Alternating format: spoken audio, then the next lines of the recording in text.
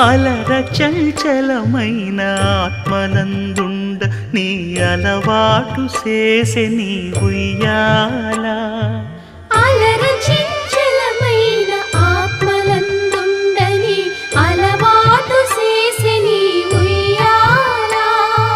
పలుమారు ఉచ్ఛ్వాస పవనమందుండ నీ భావంబు తెలిపే నీ ఉయ్యాల. పలుమారు ఉచ్ఛ్వాస పవనమందుండ నీ భావంబు తెలిపే